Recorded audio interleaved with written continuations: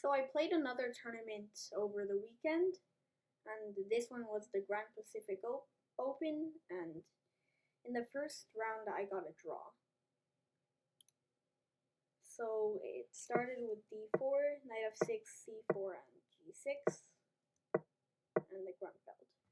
And bishop f4 is a move where I think it just tries to use the c7 pawn, and after bishop g7, e3, the best option is to castle, and it's called the Brinckmann Grunfeld gambit. So this is a gambit because if he accepts it with c takes, knight takes, and queen takes, the c7 pawn is hanging.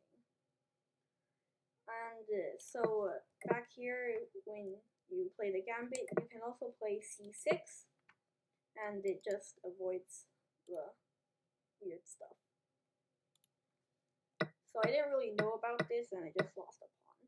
But after knight c6, knight e2, it wasn't really such a bad position because of the gambit. Knight c3, queen d7, and bishop g3. And I played e5, trying to get compensation for my lost pawn, but I don't really know how to play this position. And so here he took, and I was thinking a lot about if he plays e4, because after e4, if you play bishop g4, the bishop doesn't have that many squares, because if your bishop goes back here, d5 is just a fork, you lose. So bishop h5 and bishop h4, although white is already lost here, because he tries to trap your bishop, and if you take g4, there's really no problem with just taking this, because after this, queen e6 already gets a lot more. So white has to just defend this, I guess, and either way, it's really good for black. And that's why he took on e5, and I didn't really see anything better than trading. And so I had two bishops for a pawn. And knight d5, bishop e6, because the b2 pawn is hanging, but he can play knight e7 and get something. So bishop e6, bishop c4, trying to maybe play knight e7, but it doesn't work.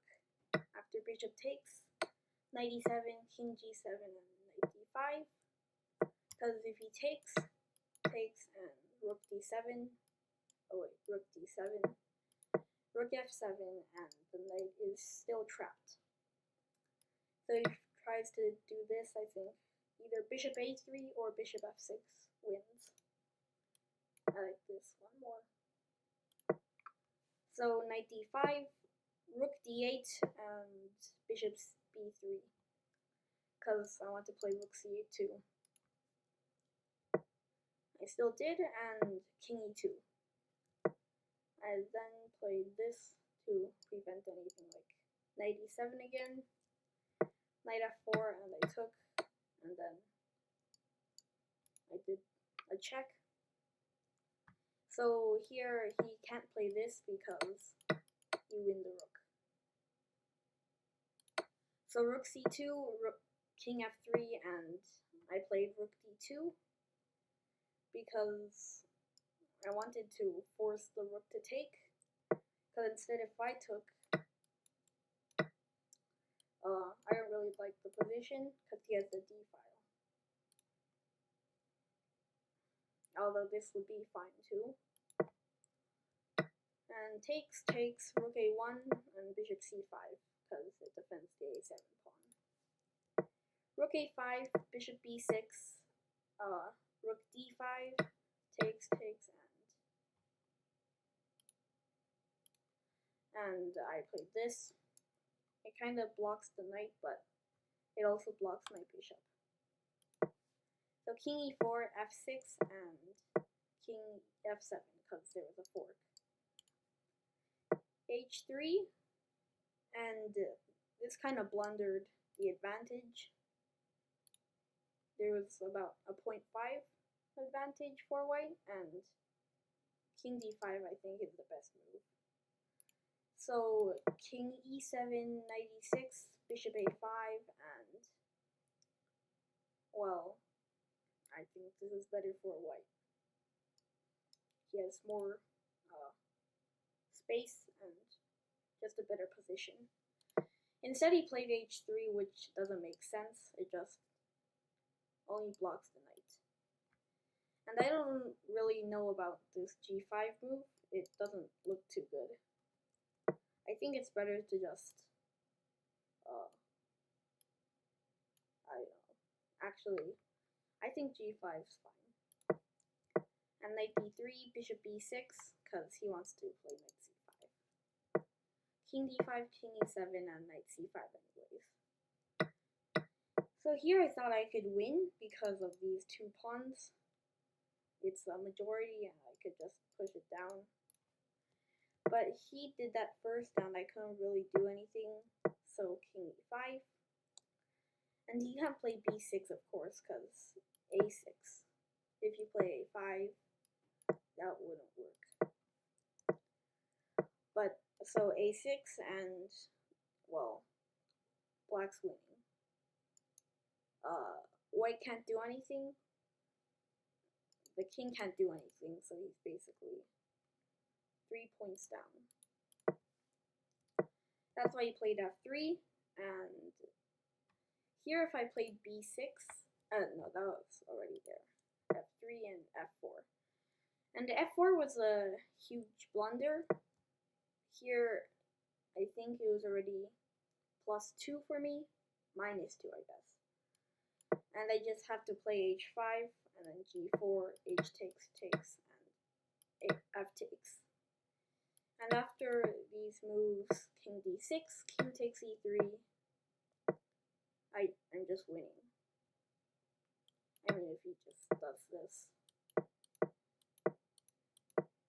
That's okay.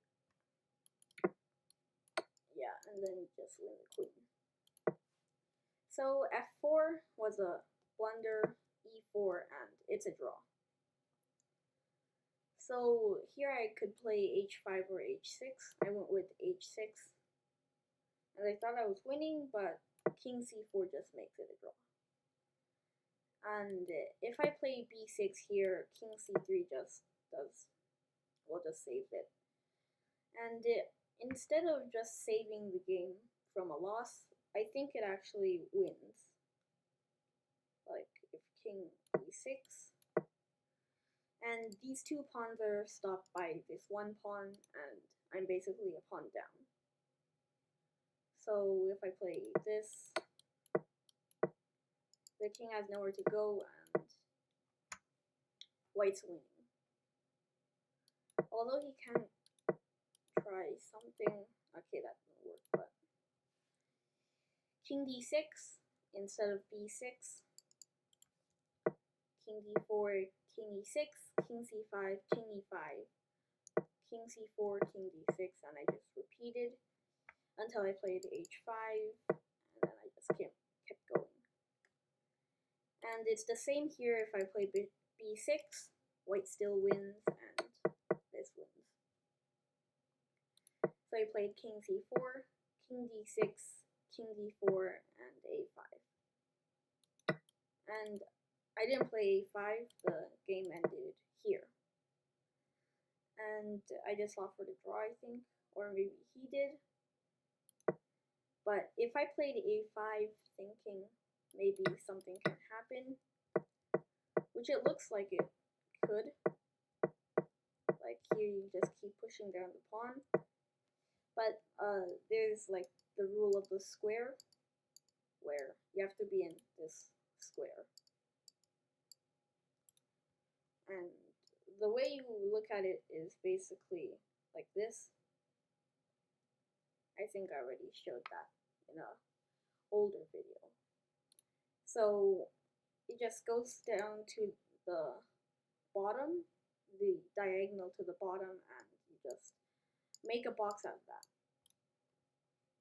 So here, if I play a3, my king has to be in the box, or else I would lose, and it's too slow. So then after this, it's just a draw. Although it looks like I could do something, but it's not enough.